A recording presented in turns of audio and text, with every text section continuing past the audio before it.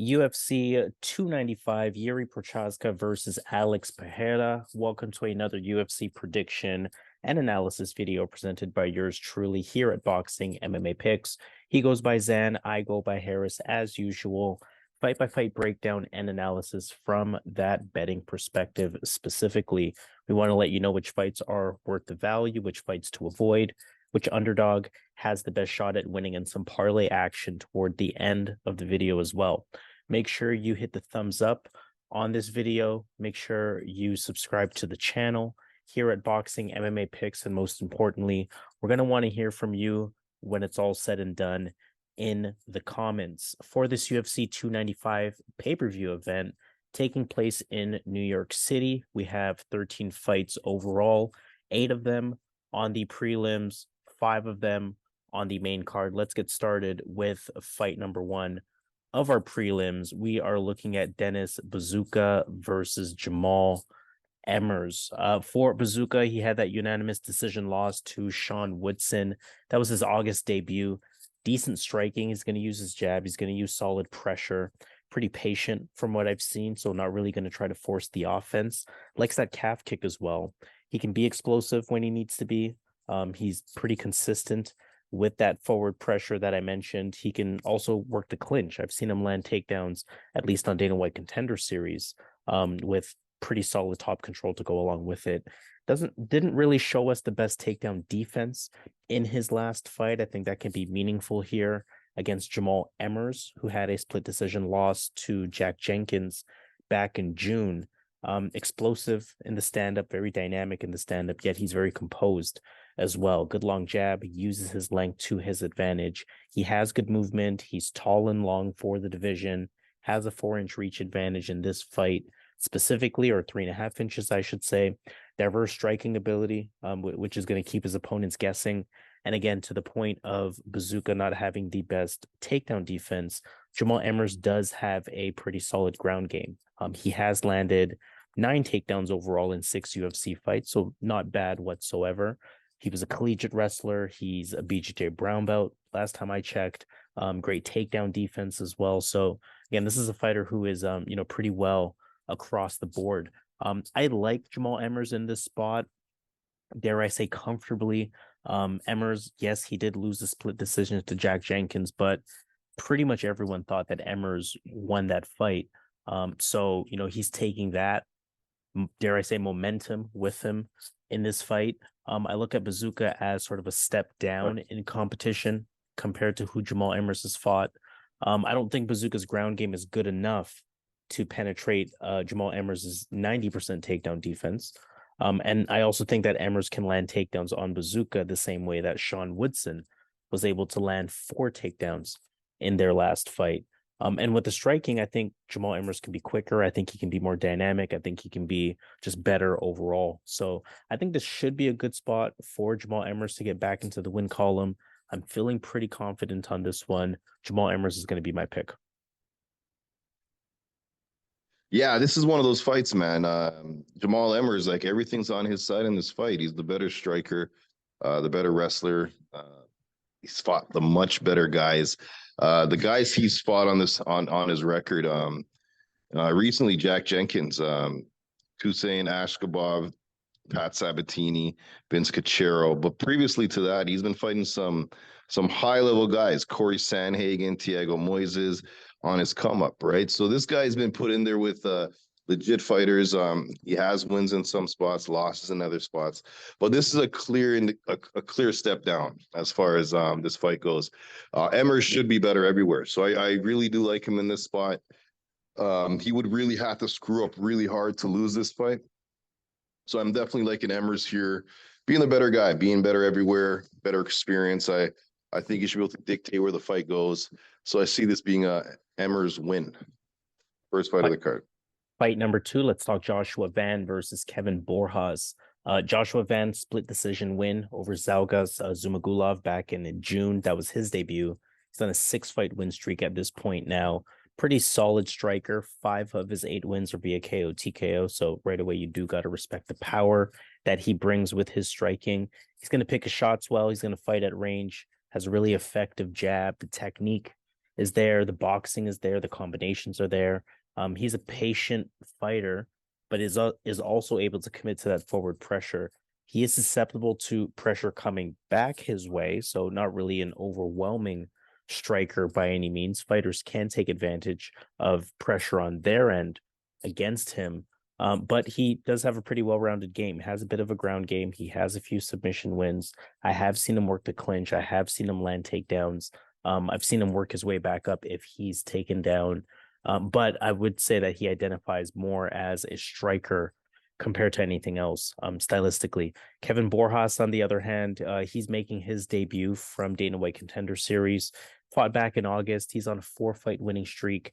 8 of his 9 wins are via KO, TKO. So that tells you that he's all action all the time. Boxing's pretty clean from what I've seen. Quick jab, quick combos. The jab is definitely an effective tool for him from a game plan perspective. Great distance control as well. Bit of a controlled pressure type of style, but he will try to keep you at the end of his jab in terms of the range. He is susceptible to takedowns. I think he's a striker more than anything else. He gave up 5 takedowns to a grappler in his Dana White Contender Series fight, for example. But that was a fight where, he clearly lost round 1 and he made the necessary adjustments that he had to win the fight. So that, gives you a little bit of a confidence boost from a strategic perspective. I do think this is anyone's fight, regardless of Vegas having Joshua Van as the slightly big favorite here. You're looking at 2 young fighters. They're both trying to make a name for themselves. They both prefer to strike. They both can be dynamic. They both can be explosive. I think Borjas may actually be the more dangerous striker, or at least more reckless, kind of go for broke type of style. To that point, I think that Joshua Van, a bit cleaner, maybe even a bit more reliable as a striker. I'm leaning toward Van because, again, of that perceived reliability as a striker, but also because Van gives you a bit of a ground game, whereas Borjas, that Dana White Contender Series fight, I think it kind of showed me everything I needed to know with respect to his takedown defense and how takedowns can be a real weakness for him. I am expecting a back and forth type of fight on the feet. I'm expecting Van to be able to add that takedown layer that Borjas can't necessarily replicate. So it is a close one, but I am going to side with Joshua Van. I see why Vegas is favoring him. I will say, though, 2 young fighters, I wouldn't feel too confident on the side of Joshua Van, but nonetheless, Joshua Van is going to be my prediction for this one. Yeah, this is a striker's fight, and I definitely see this fight staying on the feet. I don't see anyone going for takedowns. If someone was to go for takedowns, I believe that to be Joshua Van. So he's the more well-rounded guy in this fight. But in terms of striking, Borjas does have a more diverse attack. He does throw the kicks, good movement, good kickboxing in general, good striking. He's a really good striker, but I just feel Van really impressed me as far as the footage I got from this guy.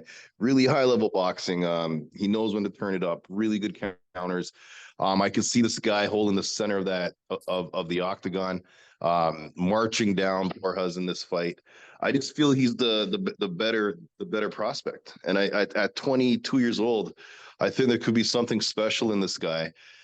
He's going to get the fight he wants. He wants to have a striking fight. He showed that in his last fight.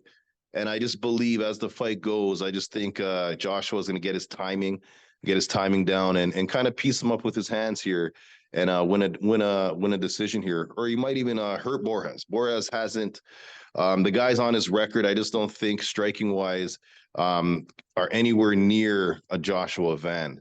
While Joshua Van has fought guys as good as Borjas. But again, Borjas is really skilled in the striking area, but I just feel Van is the more polished guy at this point. And I see him getting a win here using that boxing and dictating where the fight goes in the striking.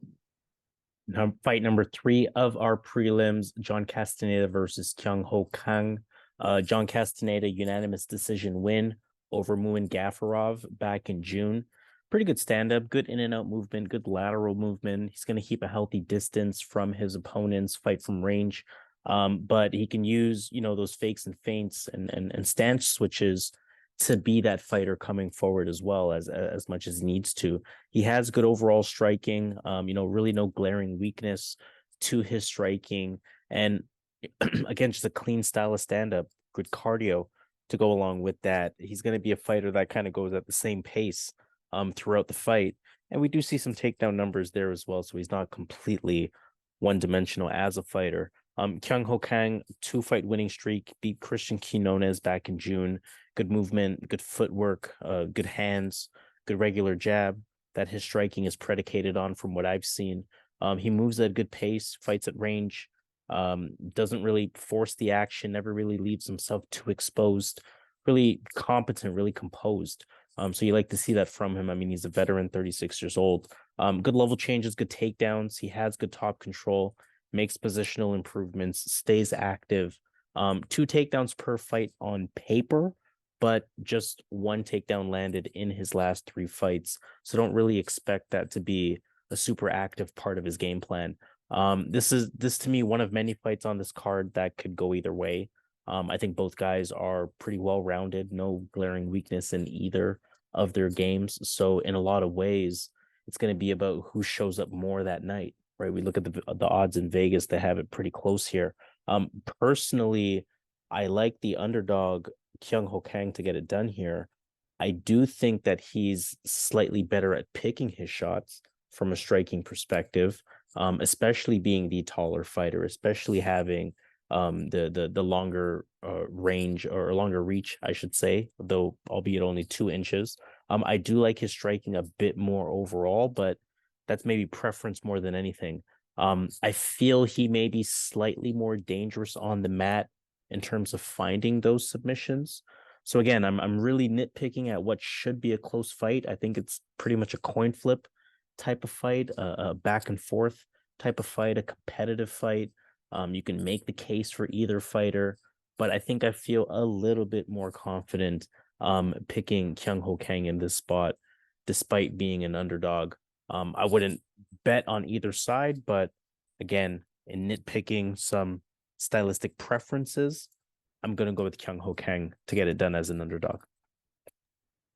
Yeah, this fight, man, I think as far as fights go, I think this is low-key a top 5 fight entertainment-wise. I think this fight's going to showcase 2 fighters that are pretty much good everywhere. Good strikers. I think this fight's going to be a lot of it's going to be on the feet. So we're going to see a lot of striking in this fight. We're going to see a lot of good technique as well in this fight. Kang, for me, I'm just not sure what I'm going to get from this guy. He looked good, really good in his last fight. And when I really look at the guys he's fought in the UFC, he had an easy way, or let's say his fights, like, yeah, you have to look at these fights, right? He's fought in the UFC Chris Chico Camus, Chuniki Chimuzu, Michinuru Tanaka, Guido Kinetti, Ricardo Ramos, he lost. Teruto Ishihara, really low level. Brandon Davis, really low level. Pingwan Liu, really low level. Won those fights. He lost to Rani Yaya. Surprisingly lost that fight. Then he's fought Dana Baccarel, and then he was brought in to lose against a new guy, Christian Quinones. That to me is his best win for me. But as far as Christian Quinones, he's not really proven as well.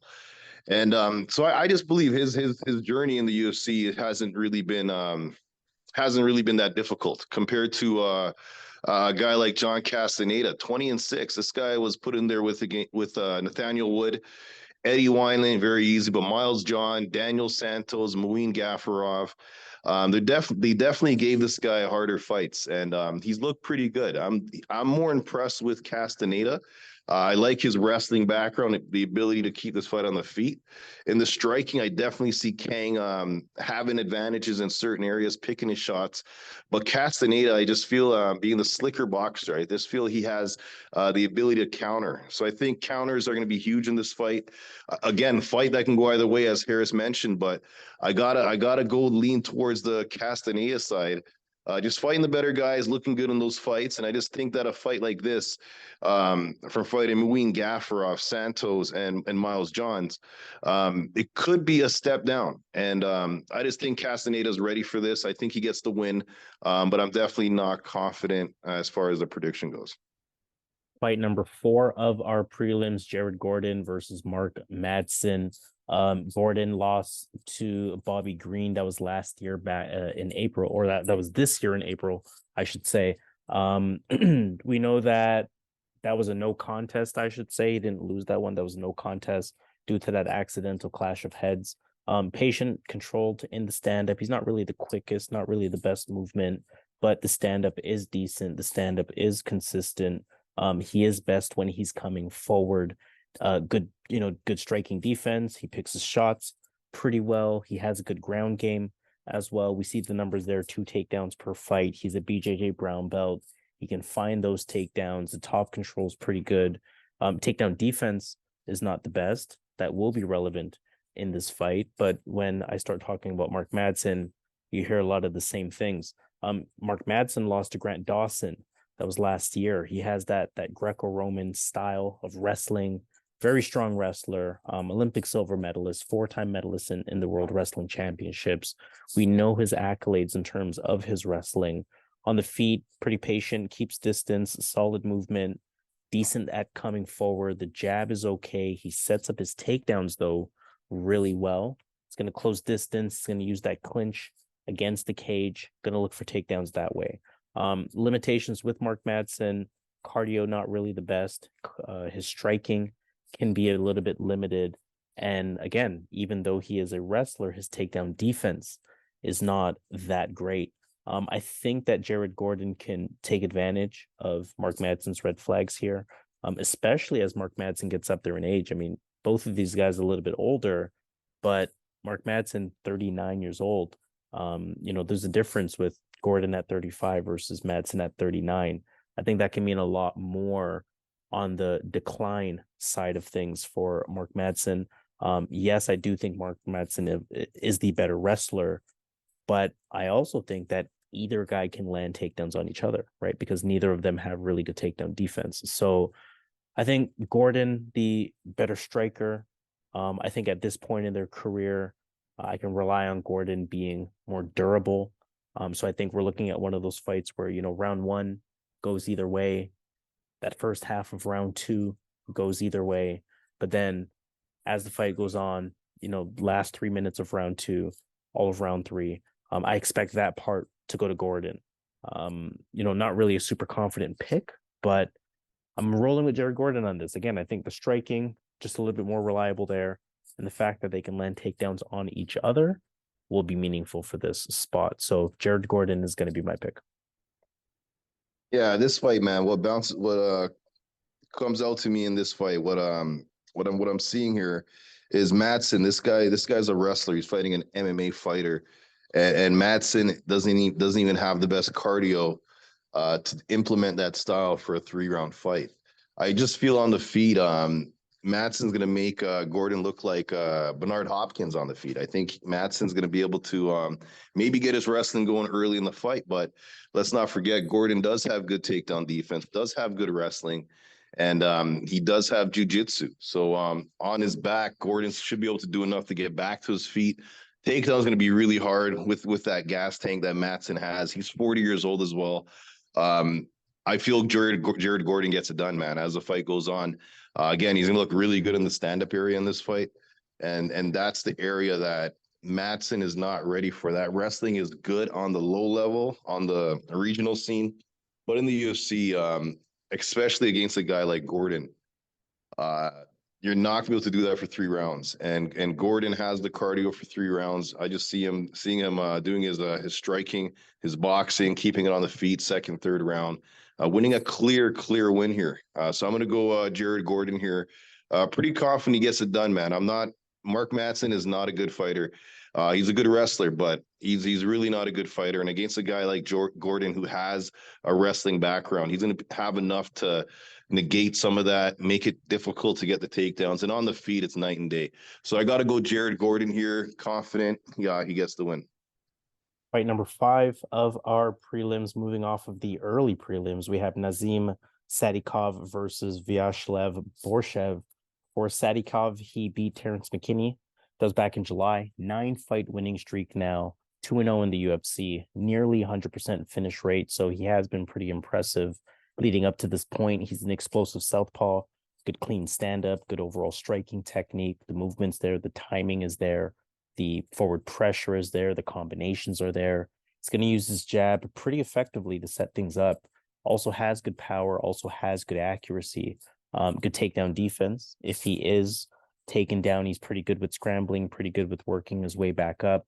And I think the key for Nazim Sadykhov is that the cardio holds. The pace and the pressure is consistent from him. He's a power threat. Again, the cardio holds. So, let's see how he continues to make a name for himself in the UFC.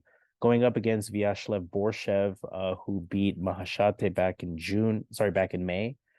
Good sharp jab, well-timed, accurate. It's sort of part of his offense, active leg kick as well. Good counter puncher, good combinations, good lateral movements. The power is there. 5 of his 7 wins via KO, TKO. One thing you always got to know with Borshchev, though, very bad on the takedown defense side of things. He is very much a striker, very much a one-dimensional fighter. Just 39% takedown defense. Fighters have used that to their advantage. I'll keep this one pretty short because I actually like, despite how close the odds are in Vegas, I like Sadykhov a lot in this spot. I think this is going to be a striking match. Of course, Borshchev, legitimate with the striking. Don't want to take away from that, but I do think that Sadykhov can be a lot better in this setting. I like Sadykhov's movement. I like his commitment to forward pressure. I think he can be more dynamic as a striker here as well. I think the key to this fight is the lack of takedown defense on the side of Borshchev that I mentioned. He's given up 20 takedowns in his 2 UFC losses. So you can't ignore that. Though I do think that Sadykhov can be more dynamic on the feet. Again, I don't want to take anything away from Borshchev's ability from a kickboxing perspective. It is legitimate. If it gives Sadykhov problems, I think we'll see Sadykhov successfully switch the game plan up, use the takedown approach, and be successful with it. But even without that, I like Sadykhov's commitment to forward pressure and pace. I think that's going to have a key impact on who wins the rounds. So Sadykhov is going to be my pick. I think he has more ways to win. I mean, yes, it can be a tricky fight, but I feel pretty comfortable going with Nazim Sadykhov here. Yeah, for me, this was a tough fight to make a decision on because I think Sadykhov has the ability here to use the takedowns and use the grappling. I think that's what he should do in this fight. Would make it an easy decision. But as far as this guy going out there wrestling for 3 rounds, he's really confident in his striking. He likes to showcase that. Against a guy like Borshchev, though, I feel like the striking is a clear advantage for Borshchev. He's going to be the more dangerous guy. Good feints. He's going to be able to counter well as well. Really good striking on another level than Sadykhov. So I think Sadykhov needs to take it to the mat. Because I haven't really seen him use that method on fighters, I have to go with Borshchev. But I'm not confident in this pick because I feel Sadykhov, he goes out with a wrestling approach. He can make this fight look pretty easy, but he hasn't shown me that. And if he decides to strike with Borshchev, I don't think it's going to end well. So I'm going to go with the underdog in this spot here. A fight I'm definitely not betting on. I'm just banking on Borshchev. I'm banking on Nazim Sadykhov wanting to test the striking. I think it's not going to end well if he does that. So I'm going to go underdog Borshchev to get the win. Fight number 6 of our prelims, Mateusz Rębecki versus Roosevelt Roberts. Rębecki beat Loic Radzhabov back in June. High pressure fighter, a lot of forward movement, a lot of head movement as he's moving forward. All aggression, high pace. He's going to force the action. He's going to throw everything with full power, really trying to get his opponents out of there ASAP. He's also a relentless wrestler. He's going to want that takedown right away. He's going to be really good at closing the distance on his opponents. If and when he lands that takedown, we see the numbers there at 3.5 per, at over 65% on inaccuracy side of things. When he does land those takedowns, good top control, good ground and pound, If you work your way back up, he's a good chain wrestler. And he is also introduced as a BJJ practitioner just to really complete that high level skill set that he has on the ground. His style definitely wears on his gas tank, but he also has a style that, he also has a style that makes him hittable. But this is a fighter that's going to be dangerous, even as he's getting a bit more tired, even as he's getting a bit more reckless. Still going to be dangerous throughout this fight. Roosevelt Roberts making his way back into the UFC. He competed on the latest season of The Ultimate Fighter. He lost to Austin Hubbard via split decision back in March. Pretty clean with the striking, good level of technique, good height and reach for the division. Good long jab, quick kicks, good striking speed overall. The IQ is there. The combinations are there with Roosevelt Roberts. He is capable of landing takedowns, just 58% on the takedown defense side of things, however, which is going to be very relevant for this fight. Now, I'll keep this short as well. Stylistically, I don't like Roosevelt Roberts' chances in this one. I think even in that split loss that we saw on Ultimate Fighter, we saw Austin Hubbard just kind of take the fight to Roberts a little bit more. Roberts will look good as a technician, but he's not going to be someone that's going to try to proactively dictate the pace or even really handle a high pressure style of fighter. And Rębecki has that exact style to work in favor for him. So I can see Rębecki closing distance, not really allowing Roberts to use the extent of his range.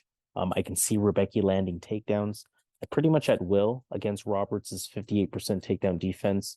And again, like I mentioned, although Rębecki has a style that's pretty taxing on his gas tank, he stays dangerous throughout the fight. Not only do I believe that he has at least 2 effective rounds in him, but I also think that the takedowns won't be too hard to come by, so it won't really be too draining on his gas tank, especially if he establishes top control right away. So I really like Mateusz Rębecki in this spot. I think he pulls it out pretty easily, despite Roosevelt can be a little bit dangerous with that striking, but I think Rębecki's style really favors him in this one. So I like Rębecki to get it done. Yeah, I agree, man. This is a horrible style matchup style-wise for Roosevelt Roberts. Mateusz Rębecki, this guy reminds me of, I'm not going to say he's like Volkanovski, but he kind of does remind me of this guy, Volkanovski, coming in with a wrestling background, or not wrestling background, but a wrestling game plan, wrestling style, wrestle heavy, the ability to wrestle, but having that striking, that every fight you see them, they seem to be getting better in the striking. Like they're making serious improvements. And Rębecki, to me, coming in 18-1. Volkanovski came in with 1 loss as well, but Rębecki's showing those same improvements I'm seeing with Volkanovski early on in his UFC career. Getting better every match with his striking. The wrestling is always there. Being a physical beast, having that physicality on your side, being the shorter guy in the division. Just a lot of similarities for me, and this is another fight that I think the UFC knows that they have a Polish fighter that could be an issue here in the next couple of years. And I think this is a fight that Rębecki's constant pressure, his boxing, again, as I mentioned, is getting a lot better. And I think his striking style is going to give Roosevelt Roberts a lot of problems of power. And he can always turn to that wrestling. I think he's gonna have a dominant win here. I like Roosevelt Roberts, but I just feel like this fight is a really tough matchup.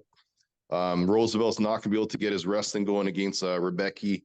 Rębecki's going to be physically stronger, going to be able to dictate where the fight goes. I really like Rębecki in this spot. Thinks he gets it. I think he gets it done pretty easily here. Fight number 7. Let's talk Tabatha Ricci versus Lupita Godinez. A really interesting women's strawweight fight here. Ricci had that unanimous decision win over Jillian Roberts back in June.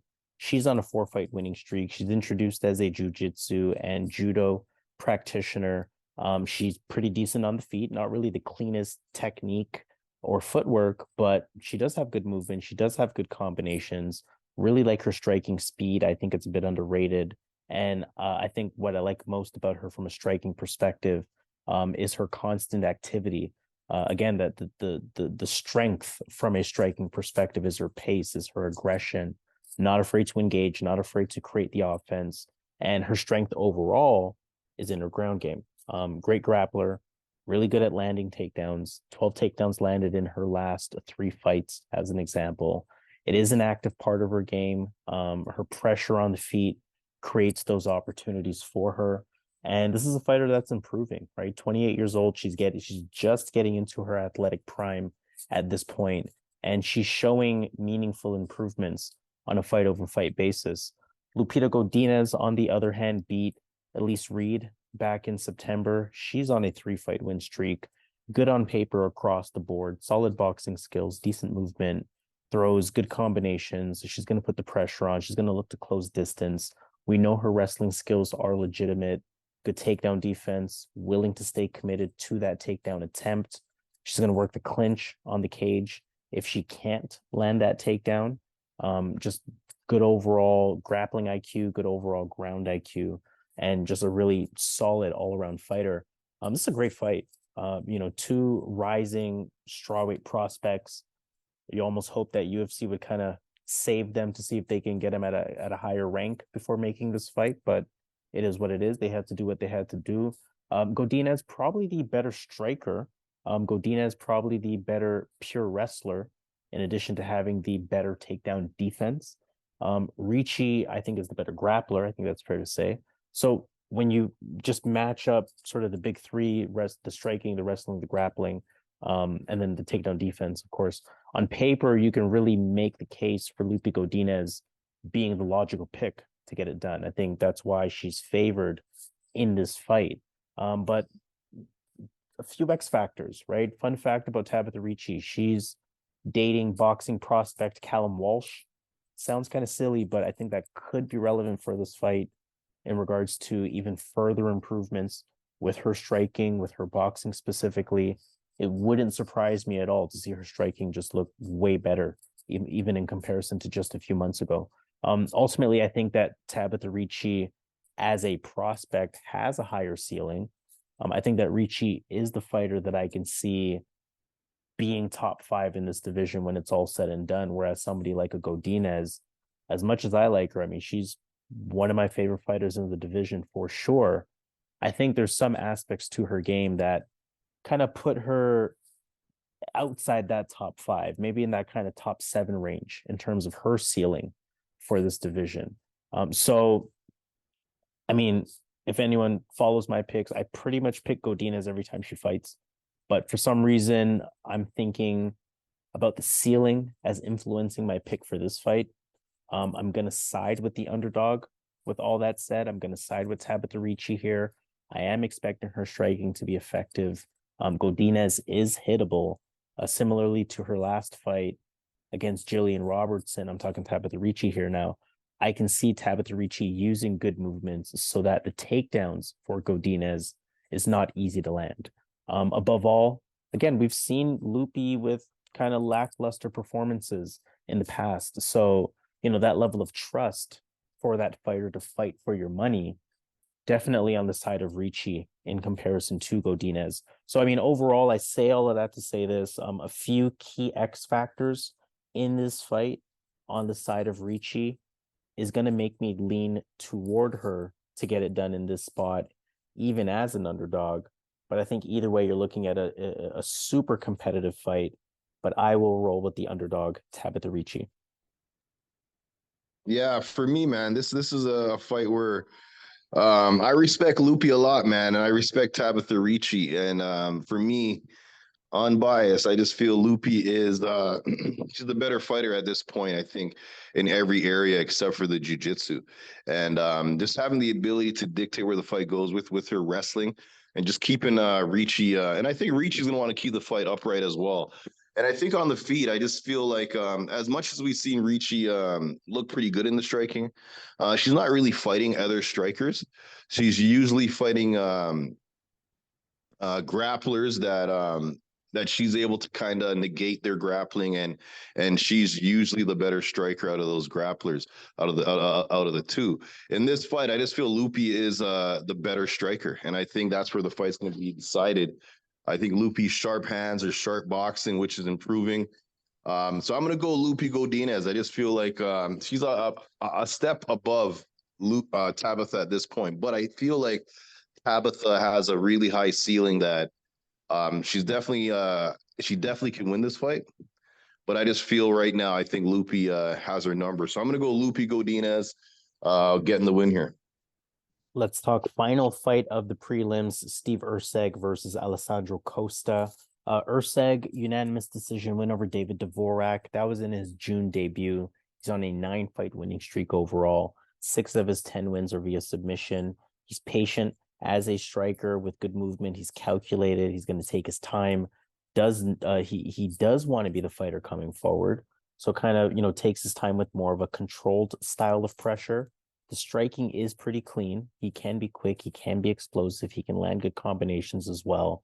The takedown game is there. He did land 3 takedowns in his debut against David Dvorak, and good at getting fights to the mat, right? Pretty crafty on the ground as well. Good ground control. Good at finding those chokes for sure. I did mention against 60% of his wins via submission. Alessandro Costa beat Jimmy Flick back in June. Solid striker, bit heavy on that front foot. That's going to allow him to generate really good power, though.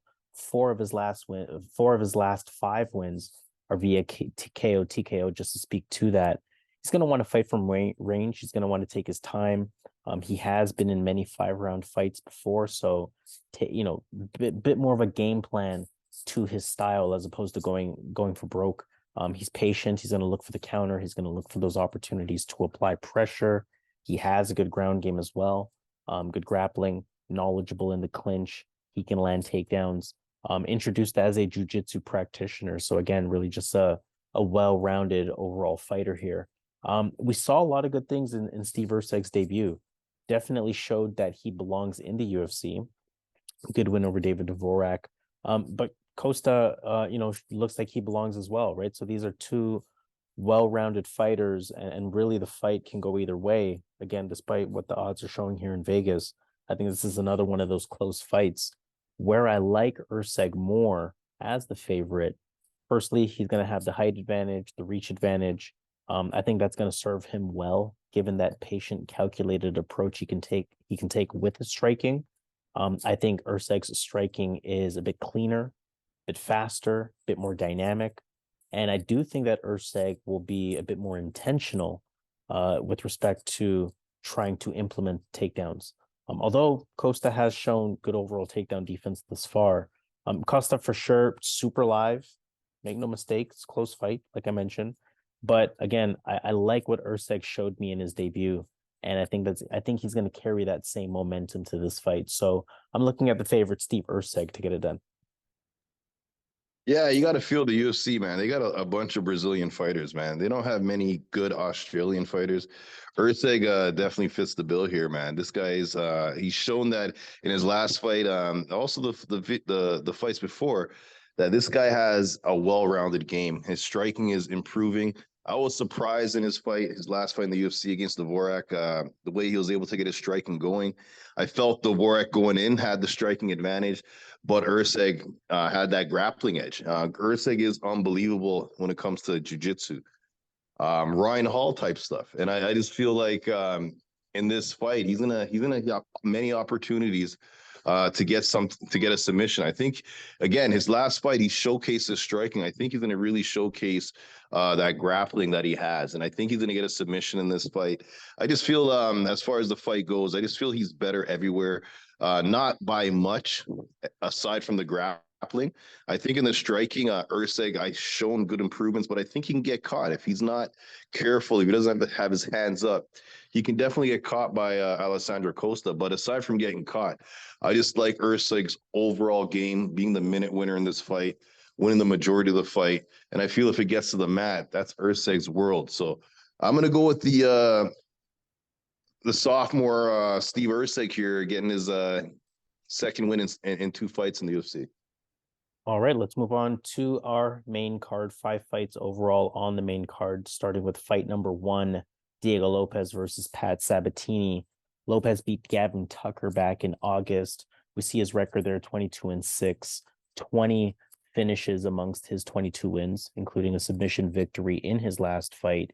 He is a patient striker, really solid with the striking. The hands are solid. The boxing is accurate, very patient. However, striking isn't active enough at times, but he's more than capable as a striker. The clinch is there, pretty solid. The takedowns are there, it's pretty solid.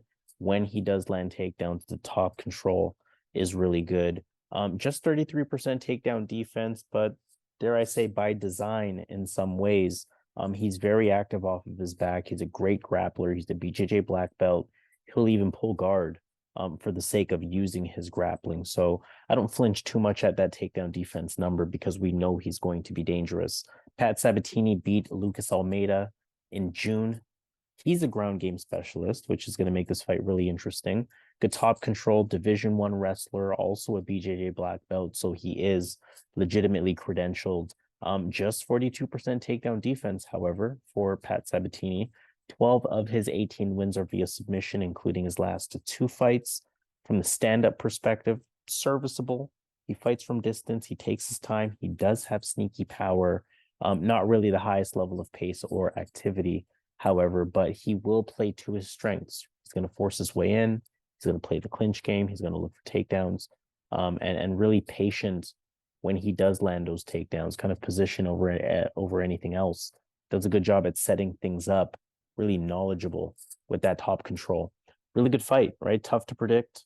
Breaking it down, I look at Lopes as the better striker. I look at Sabatini as the better wrestler. I look at maybe Lopes as the better grappler, but Sabatini, of course, more than credentialed there to at least compete from a grappling perspective. On one hand, I want to think that Lopes's grappling is going to be too dangerous no matter what, especially with Lopes being the better striker. I do think that Pat Sabatini is likely to look for takedowns using his wrestling. And, Lopes is going to be happy to bring the fight to the mat, knowing that he has dangerous grappling. On the other hand, I can see Pat Sabatini being too knowledgeable to make any blatant grappling or positioning mistakes. So using his top control, Diego Lopes pulling guard, allowing Pat Sabatini to use the top control, Sabatini staying safe, winning the rounds, and ultimately winning the fight. So in a lot of ways, it's kind of coin flip on what result I think could happen. I've gone back and forth quite a bit on this fight in terms of who I want to predict, but I'm going to end up siding with Diego Lopes. I like that he has the striking advantage in this fight. Also, don't forget, Lopes can land takedowns in his own right, and Sabatini doesn't have the best takedown defense. I can't be confident on either side. I do really think it's a 50-50 fight, but I am going to side with the underdog Diego Lopes. Yeah, this is a really hard fight, man, because you gotta remember Sabatini's gonna have a big wrestling advantage. He has experience as well. He's fought in fighters similar to Lopes in that they have the grappling, they have the striking, but Sabatini has that wrestling edge, and he's able to maintain that top position and avoid danger, and he's able to do that over and over each round. Sabatini has shown though that he doesn't have the best chin. So I can definitely see Sabatini winning the fight with his grappling, having a heavy top control style, using that wrestling to win this fight. It's a tough one because I can definitely see that. I can also see Lopes surviving. This guy's a survivor, really a really big heart. In his fight against Evloev, yeah, he's shown the ability to stay active, to stay in the fight. And Sabatini is not Evloev, right? So if because Evloev has that striking ability, if Lopes can get back to his feet, as long as it's on the feet, Sabatini's gonna have problems. And if Evloev couldn't hold down Lopes for the entire fight and avoid the dangers being in Lopes's guard, you got to think this guy has a chance with Sabatini being the underdog. With Lopes being the underdog in this fight, you got to think he has a chance on his back, getting back to his feet. And when he gets back to his feet, yeah, night and day. The much better striker, the more dangerous guy. I'm not sure who wins this fight. I just feel like this is a fight that one of those fights where I say I kind of just stay away from. I think it's going to be a good fight. Stylistically, we have a grappler striker type of match, but Lopes does have that ability off his back. I don't know, but I'm going to go with, in a fight like this, I got to go with the odds. I got to go with the underdog. So I got to go with Diego Lopes. Because again, this is a fight I can't decide. So what's pushing me is the odds. So you have to go with the underdog in a situation like this. Lopes doing enough to survive the early goings, getting it back to the feet, and utilizing that striking advantage. That's what I'm going to go with here. So I'm going to go Diego Lopes here to get the win as the underdog. Fight number 2 of the main card, Matt Frevola versus Benoit Saint-Denis. Frevola 3-fight winning streak after he beat Drew Dober back in May. Striking fairly basic, though it is consistently improving. Some boxing, some kicks, throws at a good pace. He's going to stay busy. What makes him dangerous striking-wise is not only the improvements that he's making, but also the big power that he has. I mean, when you think about what he did to Drew Dober, no one has been able to do that to Drew Dober, right? So it shows a legitimate power threat on the side of Frevola.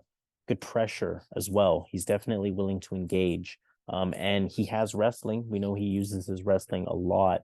Although 0 takedowns in his last 4 fights, so maybe falling in love with the striking a little bit. But he does have good takedowns. He does have good top position when he decides to go that route. Benoit Saint-Denis beat Thiago Moises back in September. He's on a 4-fight win streak. He has a 100% finish rate, 12 wins, 3 via KO, TKO, 9 via submission. He's a southpaw, likes that calf kick, likes to have a kick-heavy game in general, aggressive from a striking perspective. He's going to hit heavy. He's going to hit hard.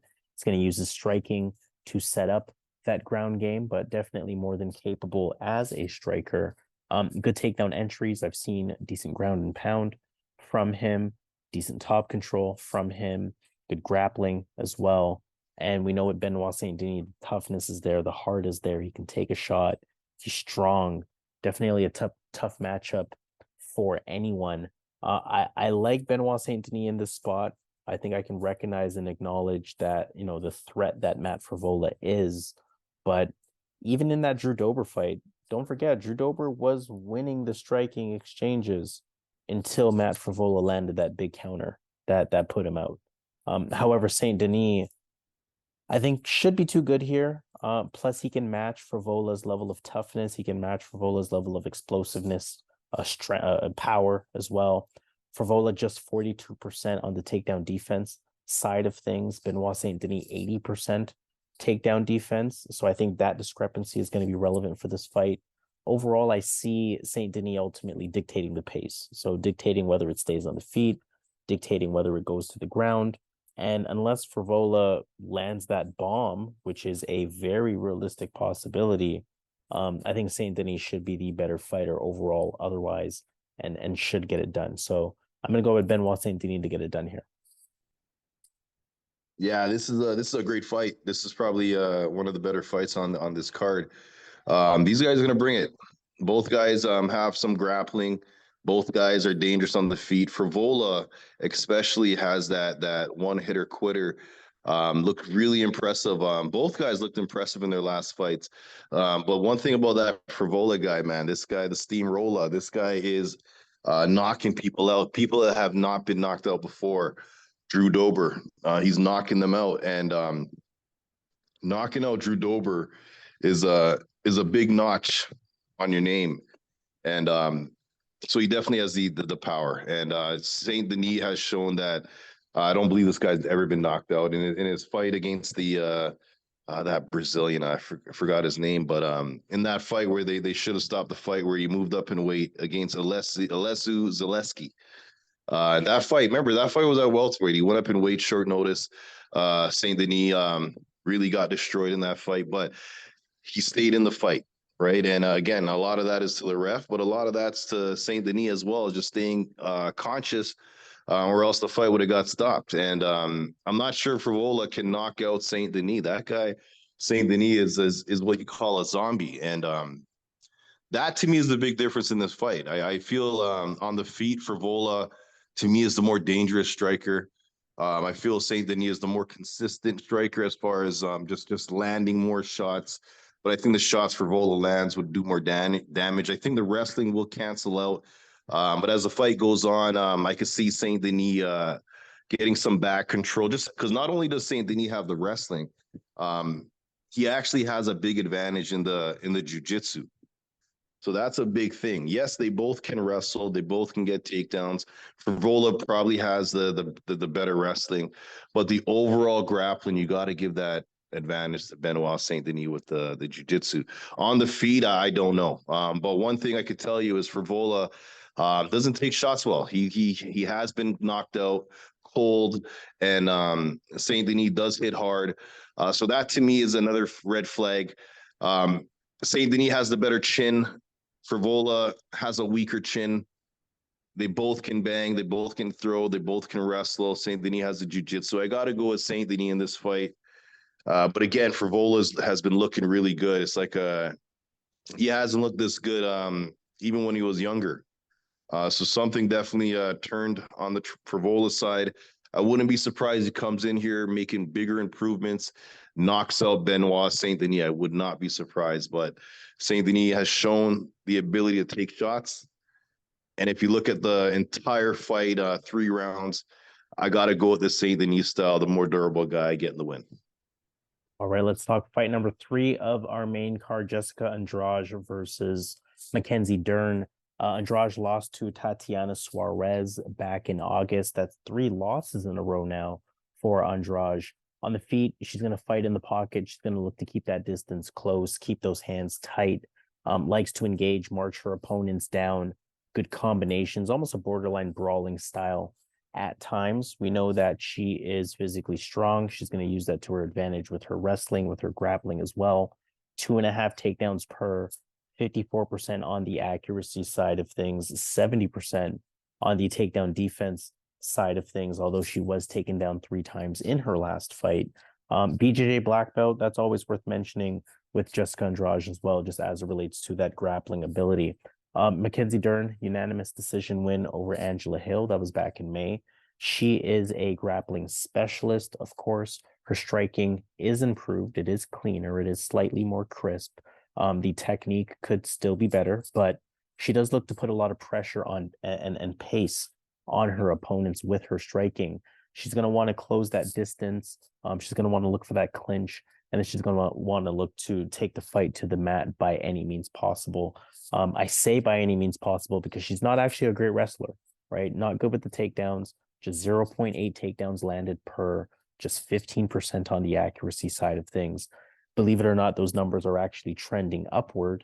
She has landed 5 takedowns in her last 2 fights. So making improvements there, but just historically has not been the best wrestler. She is super dangerous on the ground, however, going back to that, bring it to the mat by any means possible narrative that I put on her. She's really good at making positional improvements. She's really good at finding those submissions as we would expect. She's making improvements to her game just in general, particularly with the wrestling, particularly with the striking, as she continues to move up the rank, as she hits 30 years old in her athletic prime. I can see why Dern is the favorite. But we can't count out Jéssica Andrade. I mean, that's still a perennial contender. Strawweight fight, we know that Andrade is a lot more dangerous at 115 than she is at 125. So this is going to be in that wheelhouse where she is more dangerous. Dern, we know, still is not the strongest striker. So Andrade can definitely capitalize on that. Andrade's takedown defense could or should be good enough, given that Dern is not the best wrestler. On the other hand, we know that Mackenzie Dern's improvements are real, right? We saw her severely outstrike the striker in Angela Hill in their last fight. She was able to notch 2 takedowns against Zhao Nanyan, a fighter who otherwise has pretty solid takedown defense. So we're seeing the improvements that we need to see from Dern, to make me want to go with her in this fight. I haven't been impressed with Jéssica Andrade at all lately. Part of me wants to go with Andrade because it's still Andrade. It's, she's a sizable underdog in this fight. I don't feel like her job is on the line if she loses 4 straight, but being on a 3-fight losing streak, it's going to kind of give you that extra fire, that extra motivation, especially on a pay-per-view event, especially in front of a live crowd, to reverse your fortunes, right? But ultimately, I'm going to go with Mackenzie Dern. I am trusting the improvements that she has made. I am trusting her sort of pressure style on the feet. to work to her advantage. I'm trusting her wrestling to be improved. Maybe she does land a takedown against Jéssica Andrade, or again, she is able to just find the way to the mat by any means possible. In all of her fights, she somehow manages to do that. I'm trusting that her grappling is more dangerous to be able to catch Andrade here. We know that two of three losses, two of the most three recent losses that Jéssica Andrade has been via submission. So that tells me that Mackenzie Dern should be able to find that opportunity as well. From an odds perspective, you may want to strongly consider Jéssica Andrade here, just because, again, that still is Jéssica Andrade, the perennial contender. Mackenzie Dern still has some holes in her game, but prediction-wise, I feel like Mackenzie Dern is the smarter pick, the stronger pick. So I'm going to go with Mackenzie Dern to get it done. Yeah, this fight, I'm not a fan of Mackenzie Dern. Andrade, I'm definitely a fan of.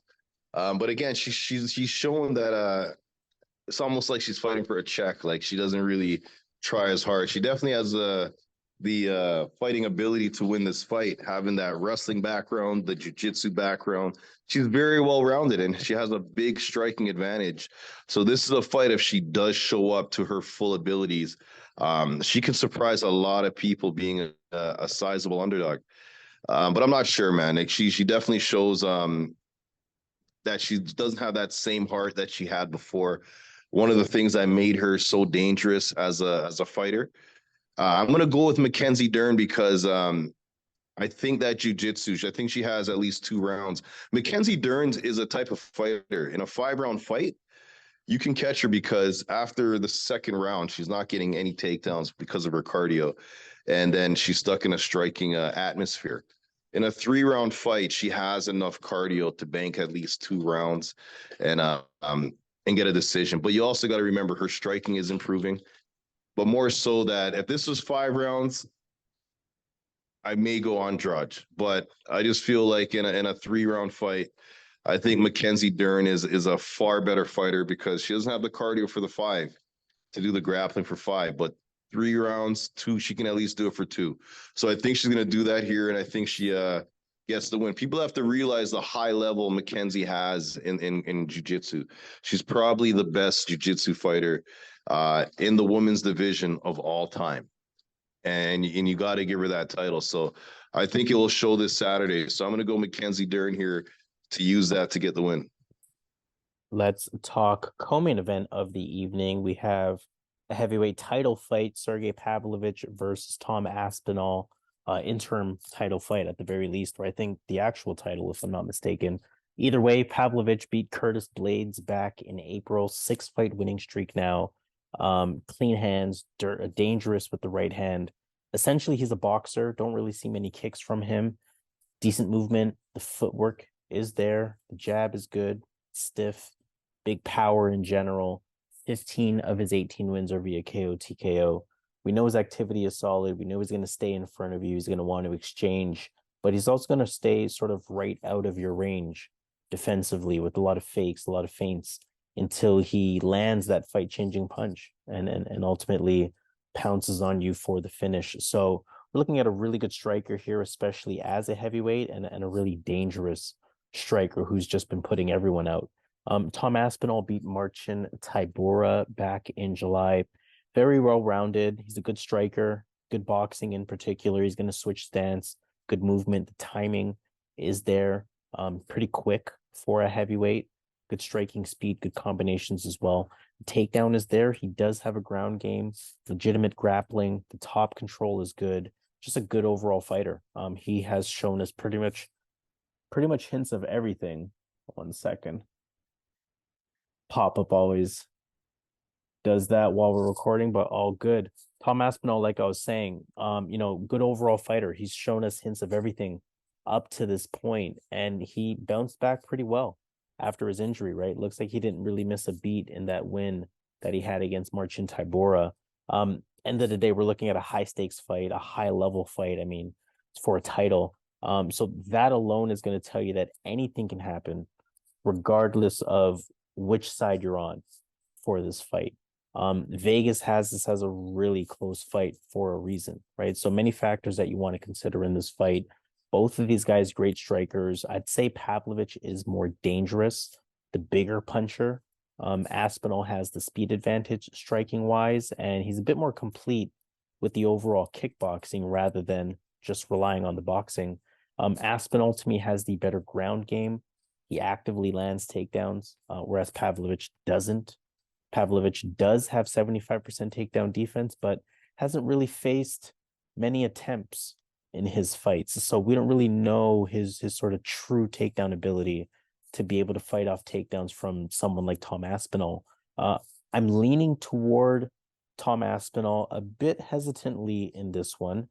My gut says Pavlovich pulls it off, but my thought here is that as the fight progresses, Aspinall's going to have a more complete style of MMA that's going to grant him more ways to win the fight, right? So Pavlovich, absurdly dangerous early in the fight, but so is Tom Aspinall, right?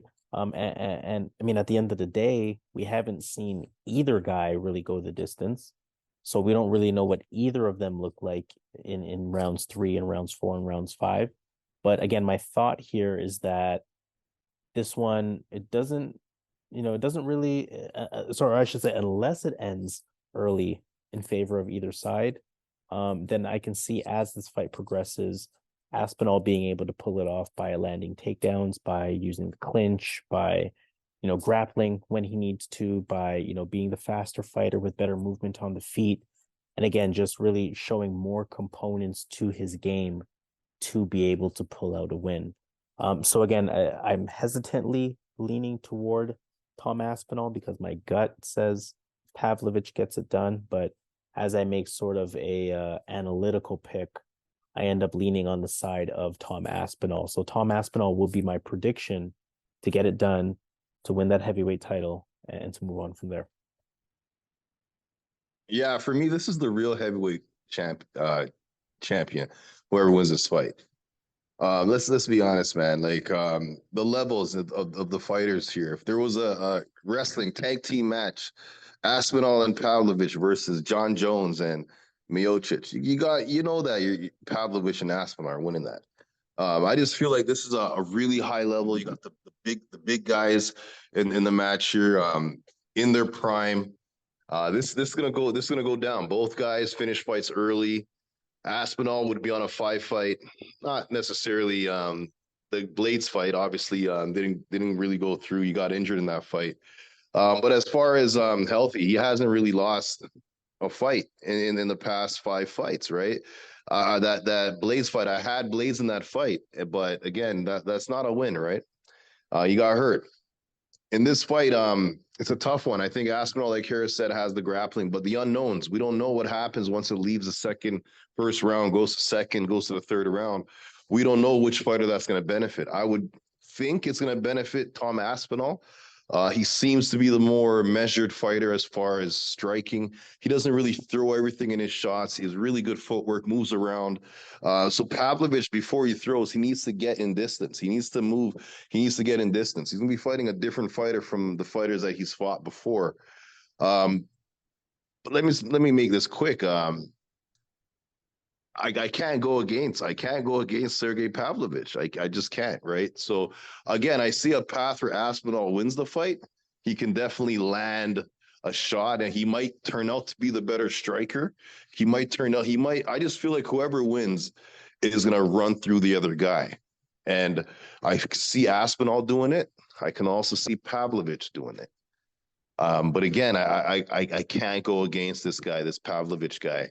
The way he puts some of these guys on ice, guys that are known for their chin. I just feel if he connects on Aspinall's small head, man, there might be problems. So again, fight can go either way. I wouldn't argue if you went either side. I'm gonna go with, as you know, Sergey Pavlovich pulling this off. I just think at some point he touches the chin. I don't think this fight's gonna be a 5-round fight. It's gonna be like a round and a half type thing. And I think Pavlovich, I think he gets it done with that power. All right, main event time. In that case, let's talk Jiří Procházka versus Alex Pereira. Second title on the line for the night, light heavyweight title for this one. Prochazka hasn't fought since beating Glover Teixeira for the belt. That was a year and a half ago at this point. Muay Thai background, karate background. He has that really awkward style on the feet, always switching his stance, awkward in his movements, awkward in his points of attack. Really, every aspect of his striking is unpredictable.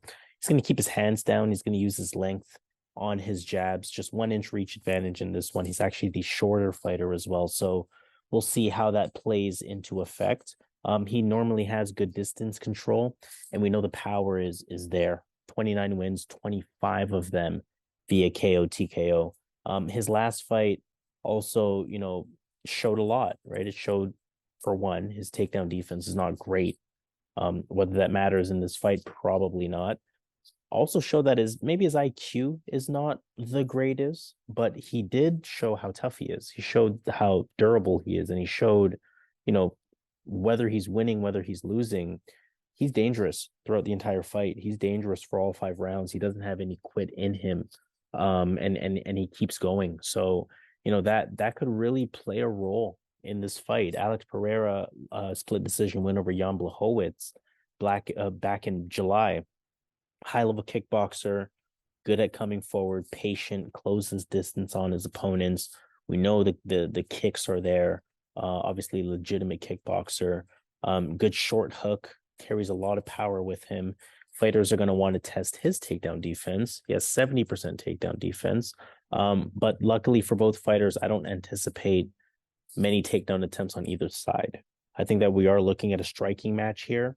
And just like the co-main event, title fight, high stakes fight, high level fight, that tells you that anything can happen from a betting perspective. You cannot be too confident on either side. You're almost betting based on gut on either side for this type of fight. I do think that there's more reasons to want to side with Prochazka on this.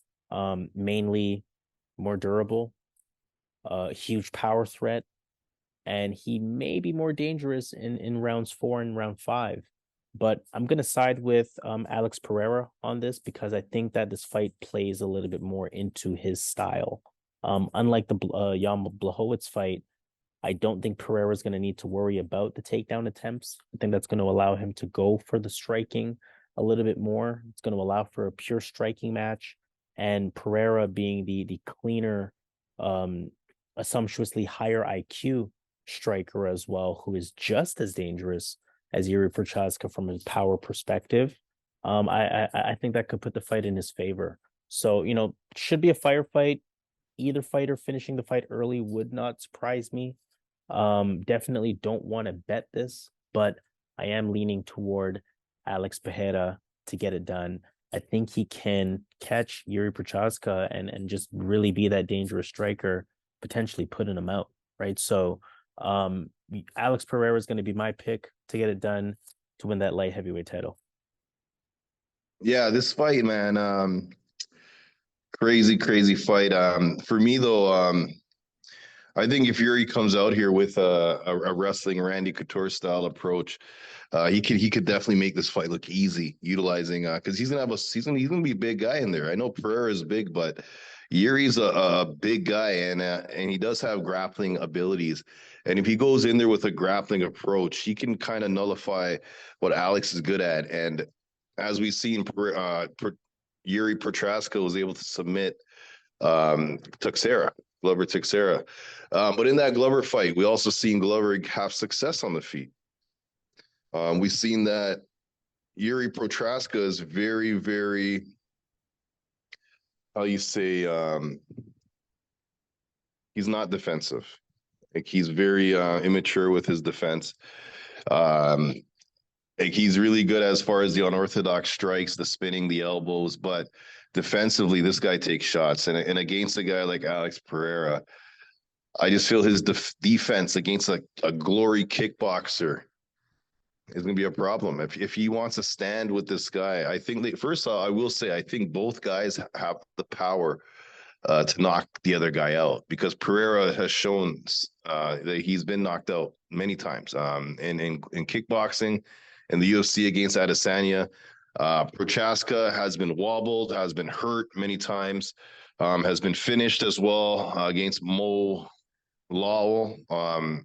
That was back in Japan. I remember seeing him get knocked out there. But yeah, this guy, they both have been finished. Muhammad Lawal, like they both have been finished. And they both throw bombs, so they both can hurt each other. But I just feel like the defense is a big thing. You got to factor that in. Alex Pereira is gonna be the better defensive guy. He's gonna be able to throw like dangerous leg kicks, the more technical strikes against a guy that has defensive problems.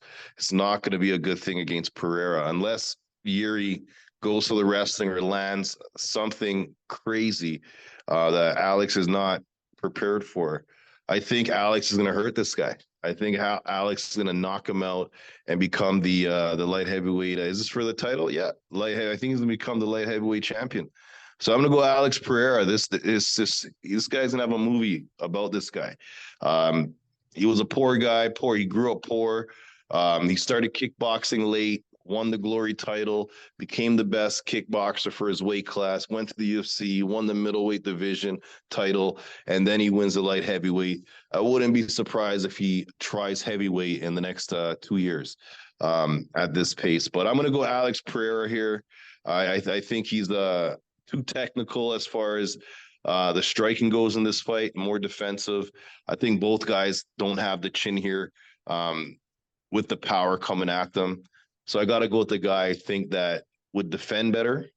I'm going to go Alex here to get the knockout. All right, let's take it to Vegas at that point. Let's talk some underdogs. Let's talk some parlays. Of course, I'm going to start off by reading off those underdog picks. Dennis Buzukja is an underdog against Jamall Emmers. Kevin Borjas is an underdog against Joshua Van.